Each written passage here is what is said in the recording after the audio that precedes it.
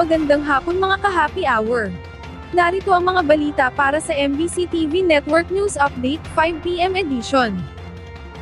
Tatlong panibagong kaso ng Mpox kinumpirma ng DOH. Kinumpirma ngayong araw, September 1, ng Department of Health ang tatlong panibagong kaso ng Mpox na nagdala sa kabuuang bilang ng aktibong kaso ng Pilipinas sa bilang na 8. Ayon sa DOH, ang Case 15 ay kinilala bilang isang 29 anyos na lalaki mula NCR na nagsimulang makaranas ng mga sintomas noong August 21, kabilang ang mga pantal at namamagang kulani.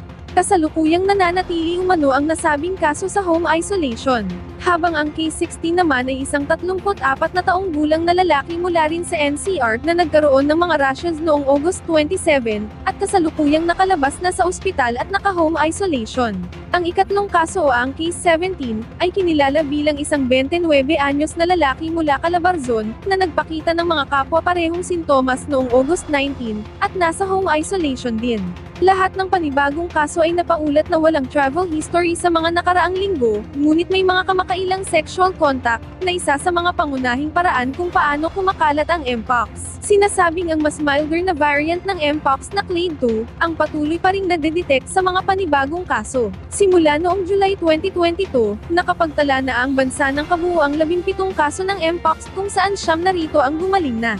Nanawagan naman ang DOH sa publiko na iwasan ang intimate contact o pakikipagtalik, lalo na kung sa multiple partners upang maiwasan ang pagkalat ng virus. Ugaliin din ayon sa Health Department na maghugas ng kamay, gamit ang sabon at tubig na makatutulog upang makalayo sa sakit.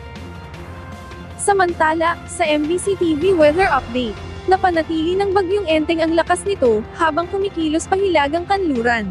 Ayon sa Pag-asa as of 2 PM, huling namataan ang bagyo sa layong 110 km, silangan ng Katarman Northern Samar. Taglay nito ang lakas ng hangin aabot sa 45 km per hour malapit sa gitna, pagbugso na hanggang 55 km per hour, at kumikilos sa bilis na 30 km per hour. Sa ngayon, nakataas ang signal number 1 sa mga sumusunod na lugar, kabilang sa Luzon ay ang eastern portions ng Isabela, Aurora, Camarines Norte, Camarines Sur, kasama ang Catanduanes, Albay, Sorsogon, Burias Island, at Ticao Island. Habang sa Visayas naman ay ang Northern Samar, Samar, Eastern Samar, Biliran, at northeastern portion ng Leyte. Sa Metro Manila ngayon, bahagi ng F. Manalo Bridge magbubukas na sa two-way traffic simula bukas ng umaga. Sa abiso ng Pasig City Public Information Office, pansamantalang nang bubuksan ang bahagi ng F. Manalo Bridge sa Barangay Manggahan, Pasig City, sa mga piling sasakyan lamang para sa mga tricycles, motorcycles, bicycles, t-bikes, e-trikes, ambulances at pedestrians. Ipinagbabawal naman ang lagpas ng F. Manalo Bridge ay ang cars, SUVs, UVs, fire trucks, vans, cargos, at trucks. Ito ay magsisimula ang nasabing abiso simula bukas ng alas 6 ng umaga, hanggang matatagal sa ganap na alas 12 ng hating gabi. At yan ang mga balita para sa MBC TV Network News Update 5 PM edition.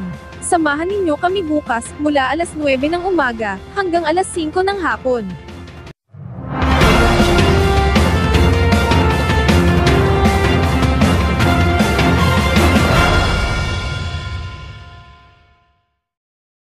Mga ka-happy hour, kung gusto mong manood ang mga balita sa MBC TV Network News Update, mag-subscribe sa aming YouTube channel, i-like ang aming Facebook page, at i-follow sa aming TikTok account.